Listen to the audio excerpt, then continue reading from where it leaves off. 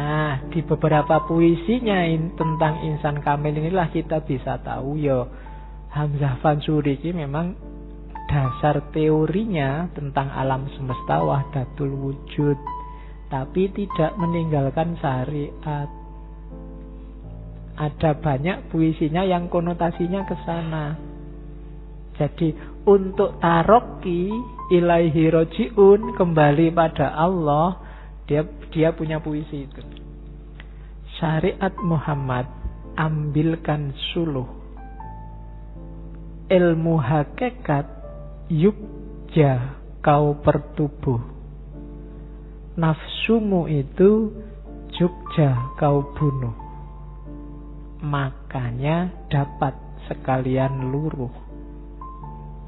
Mencari dunia berkawan-kawan, oleh nafsu khobis engkau tertawan.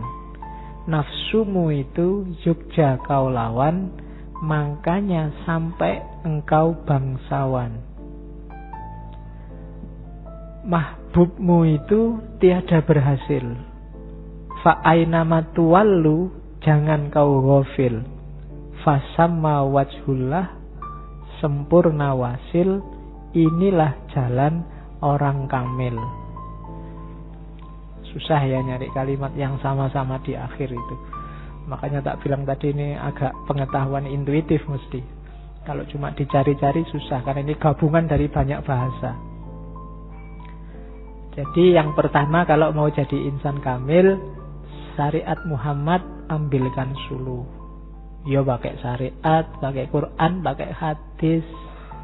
Jalanmu naik jangan ngawur. Untuk ketemu Allah sudah disediakan tangganya.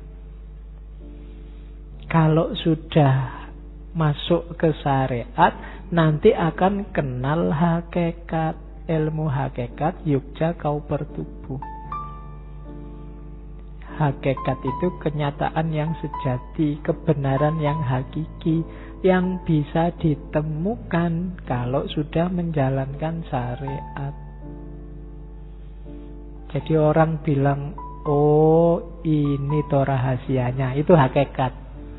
Orang ngerti itu tidak bisa kalau cuma dari baca buku, diajari orang lain, nggak bisa.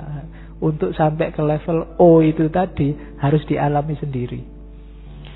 Oh gini toh ternyata rasanya kawin itu. Nah itu kan tidak bisa kamu cuma dari teori. Meskipun semua orang bilang itu enak, tidak bisa. Harus kamu alami langsung. Untuk bisa O itu dialami langsung. Kamu nggak bisa cuma berteori. Sholat itu bikin kita tenang. Sampean pernah sholat? Nggak pernah. Tidak bisa. Teorimu masih berjarak. Tidak akan ketemu hakikat.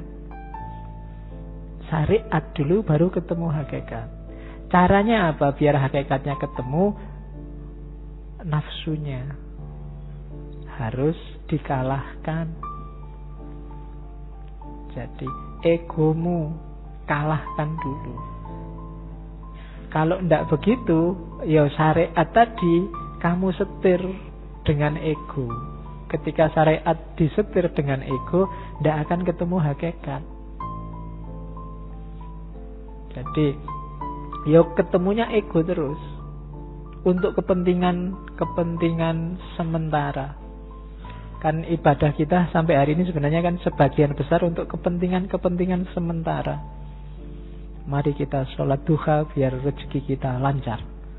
Mari kita kan selalu begitu untuk kepentingan sesaat. Sebenarnya itu kan ya tidak salah, cuma itu dulu mungkin disampaikan biar kita tertarik sholat duha, biar kita tertarik sholat tahajud, biar kita untuk tidak berhenti di situ. Kayak adikmu yang kecil itu, kalau malas sholat kan kamu pakai iming-iming, ayo sholat. Nanti kalau sholat tak kasih permen. Nanti kalau kamu sholat tak beliin ini. Itu kan mungkin psikologi itu yang dimainkan dulu. Jadi padahal ketemu Allah itu nikmatnya luar biasa daripada sekedar rezeki lancar, daripada sekedar dapat istri cantik, daripada sekedar kan doamu tiap hari kan itu, ya Allah, ya Allah, kamu ngincer, kan mikirnya cuma nilai. Eman seindah itu kamu ketemu Allah cuma minta nilai A. Ya kan? Ya Allah, kumlot itu.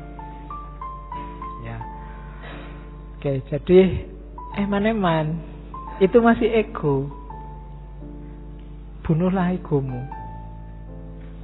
Dalam Islam itu kan yang nomor satu bukan itu.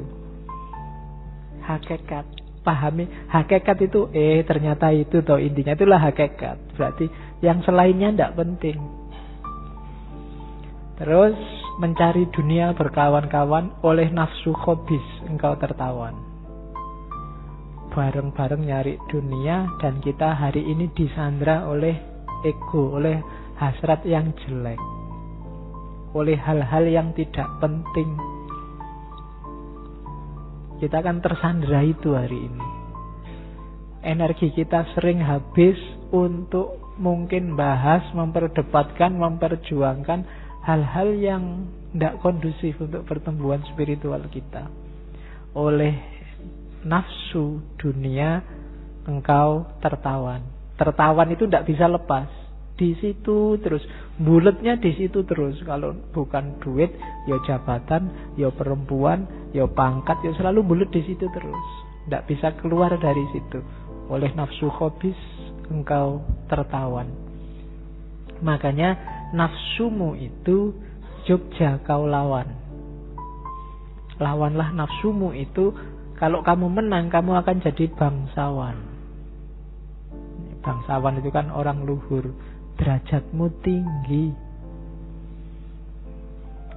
di tengah orang-orang yang sedang tertawan oleh egonya.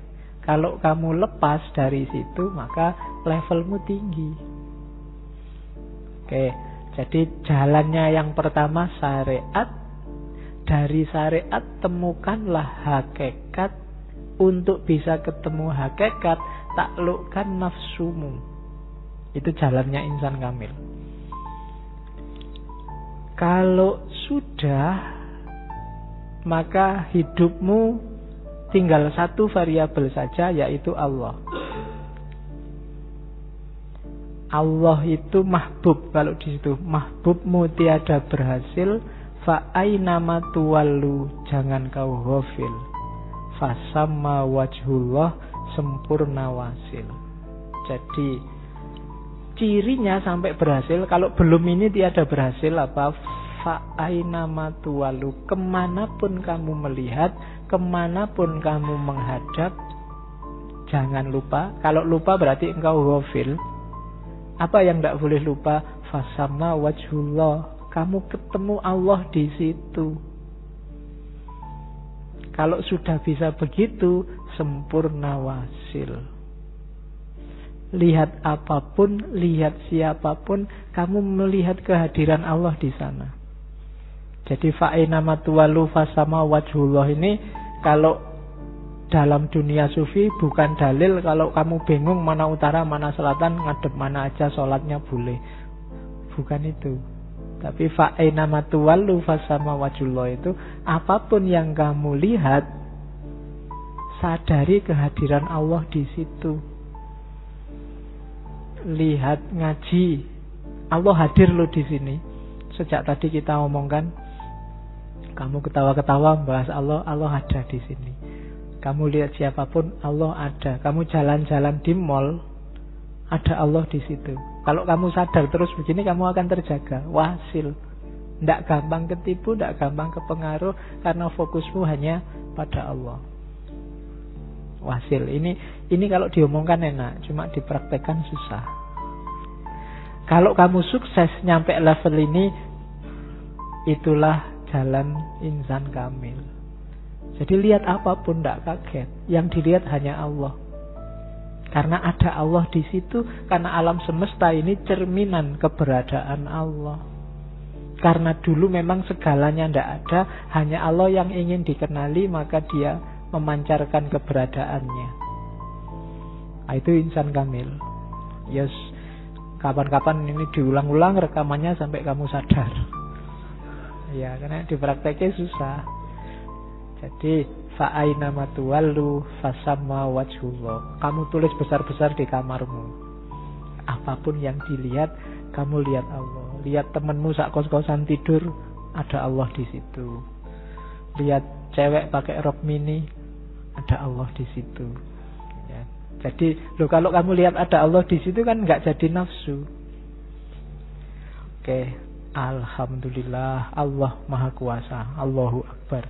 Nah, ini kan pikirannya selalu hadir Allah di mana-mana, apapun yang dilihat. Itu insan kamil, cirinya cuma itu. Cuma untuk sampai ke situ, syariat dilewati, hakikat ditemukan, nafsunya ditaklukkan. Kalau masih nafsunya belum takluk, sama-sama lihat pakai rok mini tadi, Allahu Akbarnya beda. Ya, jadi begitu lihat rok mini, Allahu Akbar. Itu kamu. Tapi kalau sudah di mana-mana lihat Allah, ya Allahu Akbar, alhamdulillah, wassalatu wassalamu ala Rasulillah, panjang. Sudah ayat semuanya jadi ayat Allah. Makanya kan sering saya bilang ayat Allah itu ada dua, ada yang tertulis, ada yang tidak tertulis. Ayat-ayat Allah berarti apa? Bukti. Apa sih yang dibuktikan? Ayat itu kan bukti. Bukti adanya Allah. Membaca Al-Quran itu kan bukti kamu temukan Allah di situ. Membaca alam semesta juga begitu. Temukan adanya Allah di alam semesta. Bahkan dalam apapun Allah ada di situ. Itu fasama wajhullah. Oke, ini syair yang paling terkenal. Dulu saya SD juga sudah dikenalkan syair perahu ini. Inilah gerangan suatu madah, mengarangkan syair terlalu indah, membetuli jalan tempat berpindah, di sanalah iktikot, diperbaiki sudah. Ini maknanya gampang dicerna, kalimatnya pakai bahasa Melayunya simpel. Wahai muda, kenali dirimu, ialah perahu tamsil tubuhmu, tiada berapa lama hidupmu, ke akhirat jua kekal diammu. Titik-titik itu berarti saya loncati karena panjang. Ya, kalau tak tulis semua nanti jadi parade baca puisi. Ya, nanti kamu cari sendiri, banyak, di download gratis banyak syairnya. Lengkapkan pendarat, tali dan sauh, deramu banyak bertemu musuh, seribu rencam ombak pun cabuh. Jadi 1000 hempasan ombak yang bikin kacau, yang bikin terancam kapalmu, perahumu, tidak masalah. Karena apa? La ilaha illallah akan tali yang teguh. Selama kamu tetap berpegangan pada la ilaha illallah, selamat. La ilaha illallah itu terlalu nyata, tidak rumit, bisa dipahami siapapun yang mau. Tauhid makrifat semata-mata, memandang yang gaib, semuanya nyata, lenyapkan kesana sekalian kita. La ilaha illallah tempat musyahadah, menyatakan tauhid, jangan berubah, sempurnakan jalan iman yang mudah, pertemuan dengan Tuhan selalu susah. Lakunya panjang, rumit, konsepnya simple. Itu kalau dibaca secara metafor simbolik, perahu itu badan kita, jasmani kita. Tadi ada kalimat kemudi dan peralatan perahu itu akal, hati, intuisi, jiwa, kerohanian kita, mental kita. Kemudian laut ini kehidupan, dari alam nasut sampai alam lahut. Bisa juga simbolis perahu itu syariat, kemudi peralatan perahu itu torekot, muatannya itu hakikat, hasilnya itu makrifat. Nanti kamu ulang lagi tadi, kamu balik lagi ke puisi ini. Maksudnya kalau dia ngomong perahu itu berarti kehidupan, kalau ngomong jasmani diri itu ya tubuh kita. Kalau ngomong kemudi dan peralatan itu perangkat kita yang diberikan oleh Allah sebagai manusia. Bisa juga ketika ngomong perahu itu maksudnya syariat, kemudi itu torekot, muatannya hakikat, hasilnya makrifat.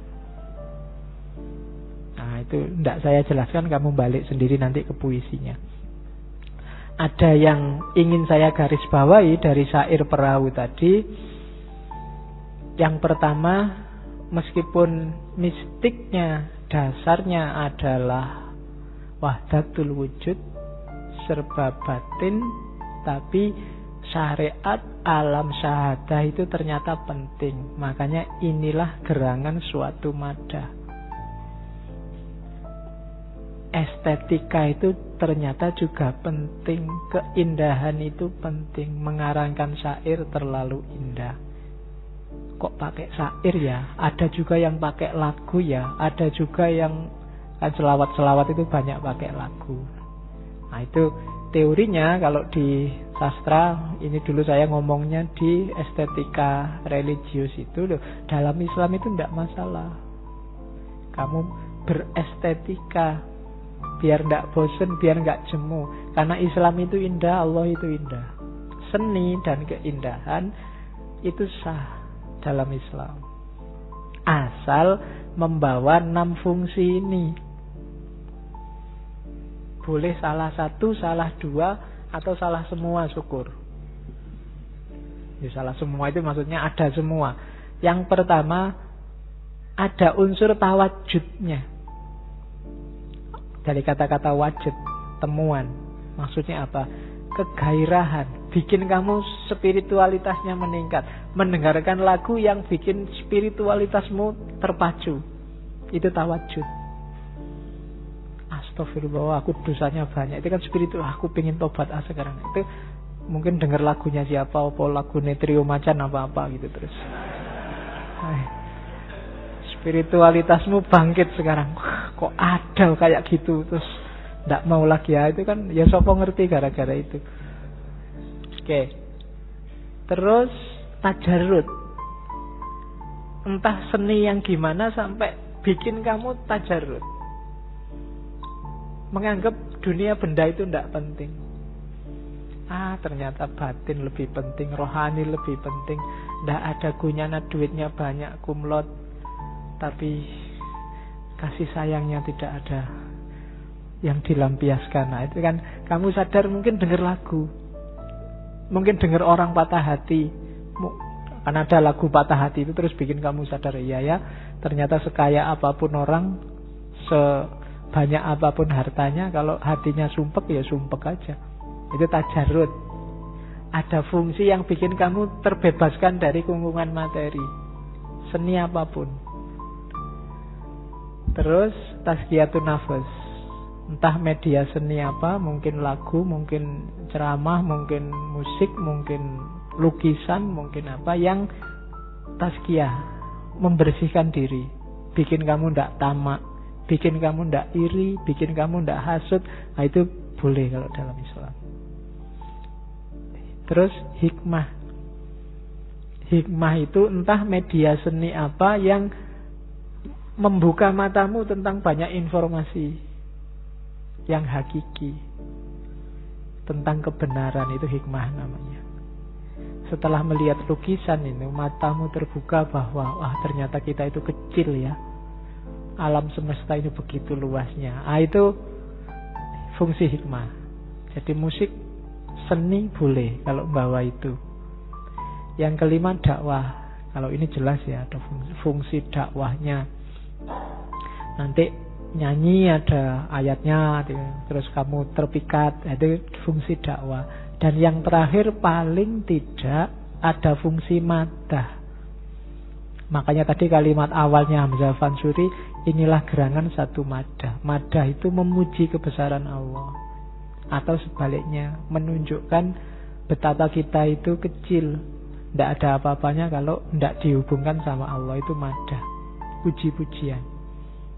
Jadi kalau ada orang tanya, boleh nggak seni dalam Islam, boleh nggak estetika dalam Islam, boleh, asal dia mengandung paling tidak 6 fungsi ini atau salah satunya.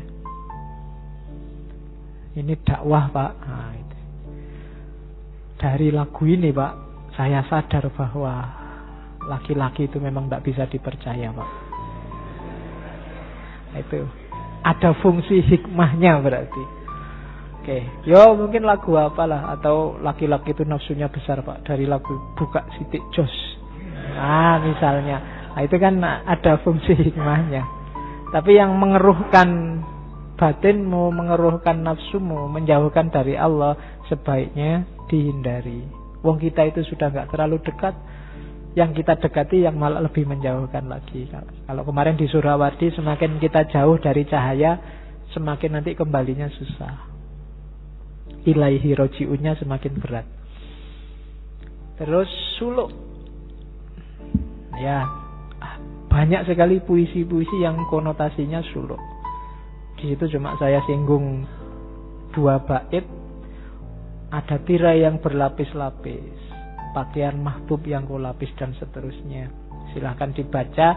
Perjalanannya itu biasanya sama kayak di ontologi sufi yang lain. Dari alam nasut, terus naik kelas ke alam malakut, terus ke alam jabarut, dan yang terakhir alam lahut. Alam nasut itu kalau di sufi kadang disebut alamul mulk, alamus syahadah, alam jasmani, alam materi. Terus di atas itu ada mental, alam malakut, alam misal, psikis, yang dikejar-kejar oleh psikologi, jiwa. Di atas itu alam rohani, alam jabarut. Ini ta'ayun ke-3. Baru alam lahut, alam ketuhanan. Jadi suluk kita itu naik dari alam nasut, naik lagi ke alam malakut, naik lagi ke alam jabarut, dan puncaknya adalah alam lahut. Kalau sudah di alam lahut, semua yang di bawah ternafikan. Ternafikan tidak dalam arti hilang, tapi sudah menyatu. Karena semakin yang di atas mengandung yang bawahnya, yang bawah tidak mengandung yang atasnya. Oke, itu suluk. Nanti di ajaran-ajaran martabat suju dijelaskan. Suluknya lagi, cirinya kalau di Hamzah Fansuri apa? Tarkut dunia, akan labanya. Menuntut dunia, akan marahnya. Abdul Wahid asal namanya, daim anal haq, akan katanya. Ini pengaruhnya Al-Halaj kelihatan. Kerjanya mabuk dan asyik, ilmunya sempurna faik, mencari air terlalu sodik di dalam laut bernama kholik. Ini tahap-tahapnya ya.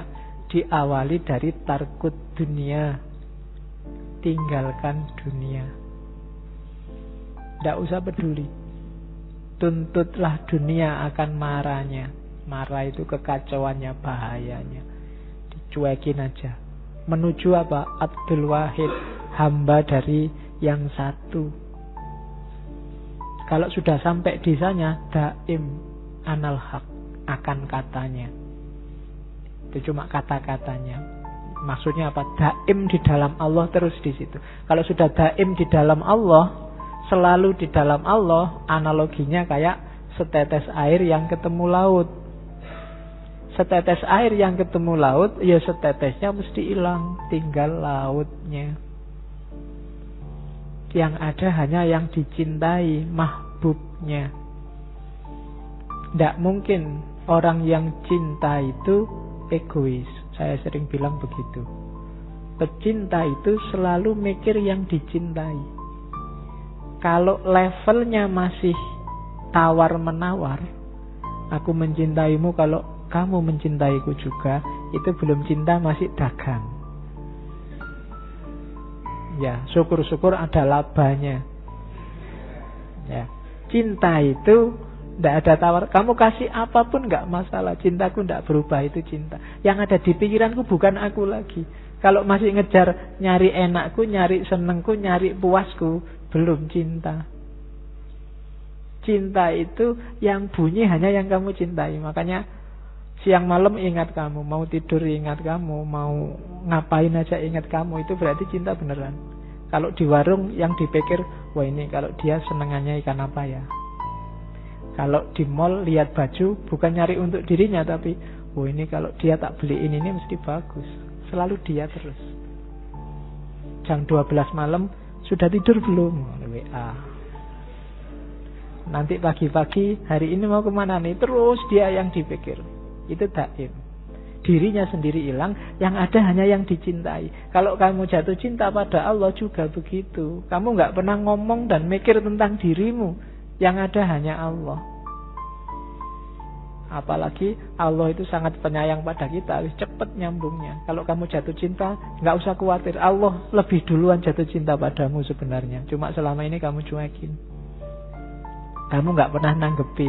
Allah manggil-manggil kamu tiap hari, biar kamu mencintainya. Jadi pasti kebales. Kalau kamu nembak Allah, Allah pasti bales. Ya mesti, nggak pernah enggak. Ya, cuma selama ini kamu nggak pernah nembak. Allah nunggu-nunggu sejak lama, kamu nggak pernah nembak. Nah, kalau sudah jatuh cinta jadi satu, saking suwenengnya, kadang-kadang keluar kalimat-kalimat yang ya memang dicerna akal tidak nyambung. Kayak kamu jatuh cinta sampai bilang, belahlah dadaku, tingginya gunung akan kudaki, lautan ku seberangi. Wong renang aja tidak bisa. Nah, itu kan kalimat-kalimat satohat namanya kalau di sufi. Orang ngelantur saking senengnya. Termasuk anal haq, daim anal haq. Jadi membacanya jangan letterlek, saya bilang tadi. Ada konteksnya. Konteks orang yang jatuh cinta. Tidak bisa dipakai orang yang tidak jatuh cinta.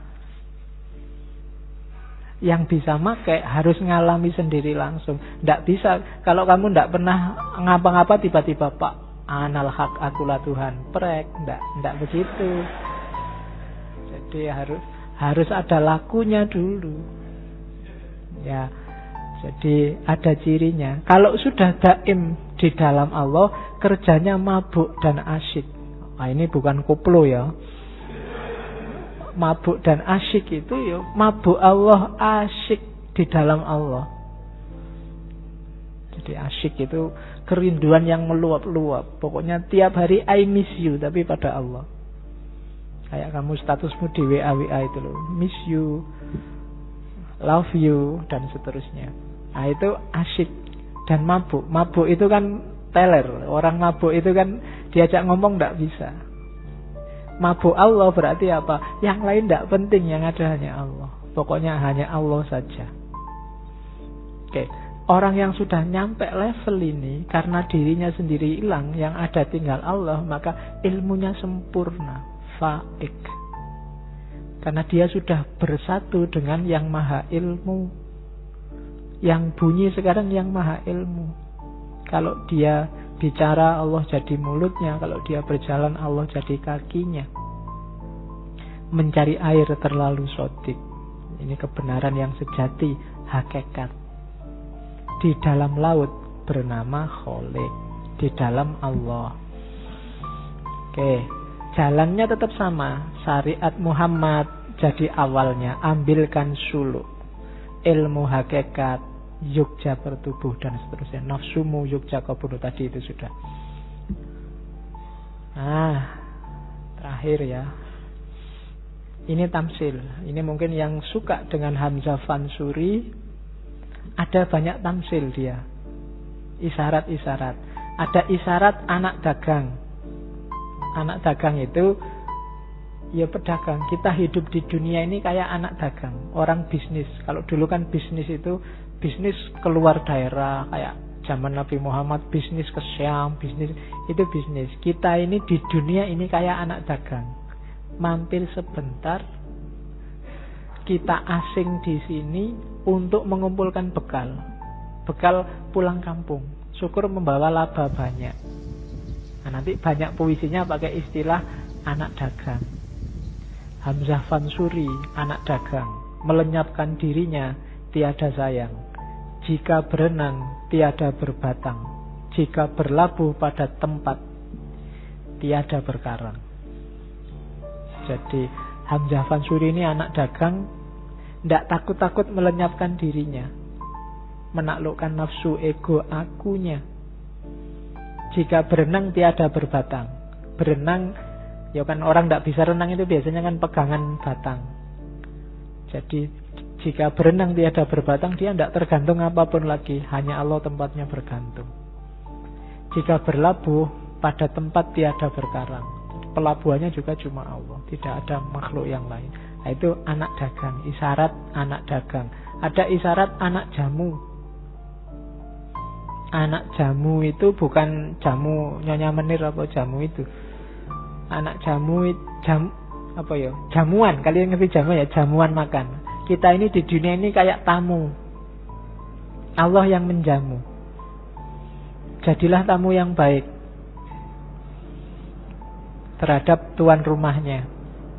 Oke, tamu kan nggak boleh sakarepe dhewe. Ad-dhaif itu kan kal mayyit.